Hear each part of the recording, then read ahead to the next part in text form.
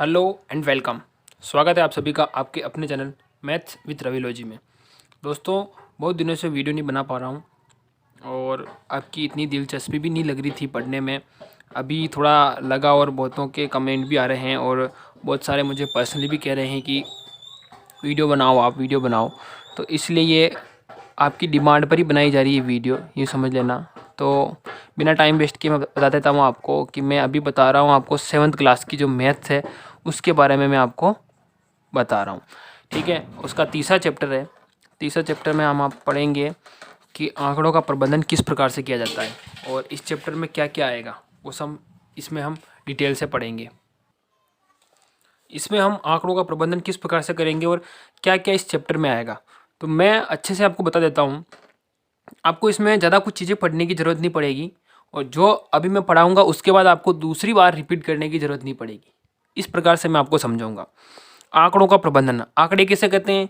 जो संख्याएं होती है ना, जो नंबर्स होते हैं उनको अपन आंकड़े कहते हैं।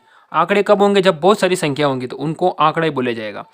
अब माध्य यानी कि मीडियम, इसका माध्य क्या होगा? माध्य निकालने के लिए आपको एक फॉर्मूला रट लेना है, एक तरीके से रट ही लेना है, क्योंकि मैथ्स में क्या होता है कि सीखना तो बहुत होता है, लेकिन इस बार रट लोगे फॉर्मूले को तो आपके दिमाग में बैठ जाएगा, समझना आपके लिए ईजी हो जाएगा। फॉर्मूला क्या है? राशियों का योग बटे हुए राशियों की संख्या, यानी कि राशियों का योग, राशियाँ क्या हो गई? जितनी संख्याएं दे रखी है उनका योग कर लेंगे, यानी कि उनको जोड़ लेंगे। और राशियों की संख्या माने वो कितनी संख्याएं हैं, हाउ मेनी नंबर्स। तो ये इतनी संख्याएं दे रखी है, 2 2 3 4 4। अब टोटल कितनी संख्याएं हैं? तो 1 2 3 4 5, इसको बोलते हैं राशियों की संख्या। तो इनको जोड़ लेंगे इजी तरीके से।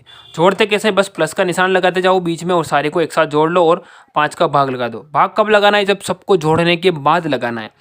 तो सबको जोड़ लेंगे। इन संख्याओं को मैंने जोड़ा तो यहाँ पे 15 आया। तो अब 15 आया तो अब क्या करेंगे कि 15 में 5 का भाग लगाएंगे। अब 5 का क्यों लगाएंगे? क्योंकि मैंने बताया आपको संख्याएं 5 है, इसलिए 5 का भाग लगाएंगे। तो मैंने इजी 5 का भाग लगाया। 5 का भाग लगाने पर 15 में 3 बार जाता है, यानी कि 5 तिया 15।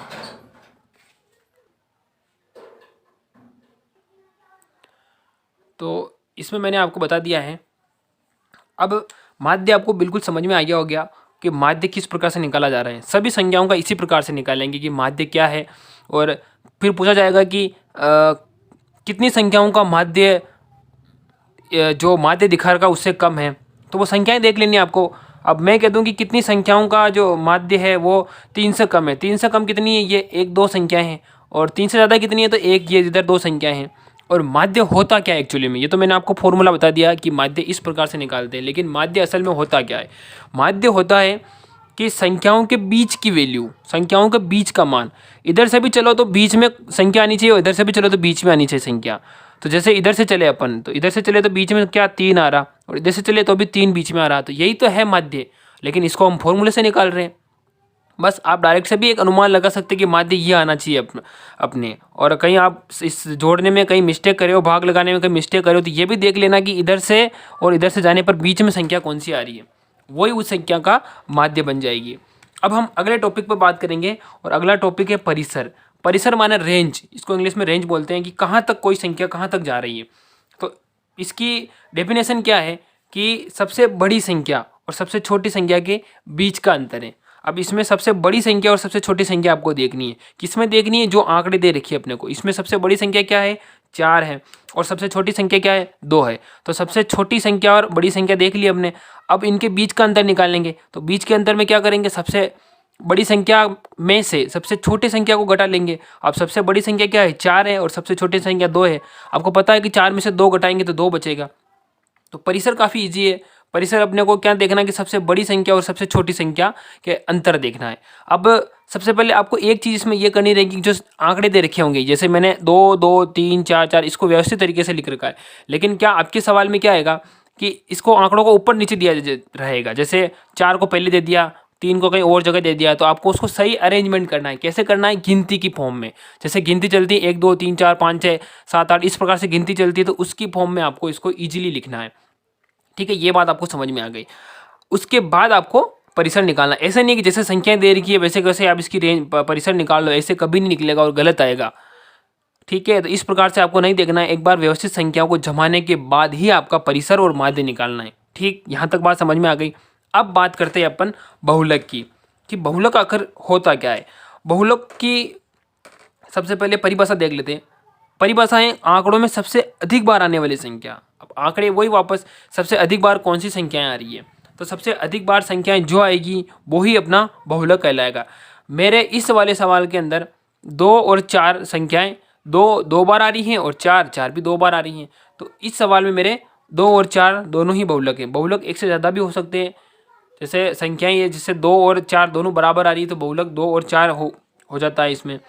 और अगर मैं दे दूं जैसे 2 या कुछ लिख देता हूँ 2 5 5 5 6 3 5। अब यहाँ कौन सा बहुलक कितनी बार क्या आएगा, तो बहुलक 5। देखो यहाँ पे 5 4 बार आ रहा है, तो इसलिए यहाँ पर 5 बहुलक होगा। अब आप समझ गए होंगे कि बहुलक का मतलब क्या होता है, कि सबसे अधिक बार आने वाली संख्या होती है। तो इस चैप्टर में इतना ज़्यादा कुछ है नहीं, और फिर बहुलक के बारे में पूछा जाएगा कि कितनी संख्याओं का बहुलक क्या है, इधर उधर घुमाने के सवाल पूछे जाएंगे। लेकिन इन चीज़ों के अलावा सवाल बाहर नहीं जाएगा, ये मेरा वादा है आपसे। अब ये बात हो गई तीसरे चैप्टर की। मैंने इसमें पूरा निचोड़ बता दिया है कि चैप्टर में आखिर होता क्या है, क्या क्या आएगा। इसी प्रकार से मैं सब जो चैप्टर है आपकी गणित के, तो उनके सब के मैं चैप्टर का निचोड़ निकालने की कोशिश कर रहा हूँ, और दूंगा भी सही आपको धीरे धीरे सब कुछ करके। लेकिन आप बने रहिए और वीडियो को लाइक करके मुझे ये बताएं कि हाँ हमको ये चीज़ समझ में आ रही है, और कमेंट भी करें। कोशिश करें कि वीडियो देखने के बाद या वीडियो के साथ साथ में कमेंट कर दें, क्योंकि उससे क्या होता है कि मुझे ये चीज़ पता चल जाता है कि आपको कितना समझ में आ रहा है और मुझे कितना एफर्ट लगाने की ज़रूरत है। इसलिए आप कमेंट ज़रूर करें, ठीक है। और मिलते हैं अपन अगली वीडियो में अगले टॉपिक पर। तब तक आप अपना ध्यान रखेंगे। धन्यवाद।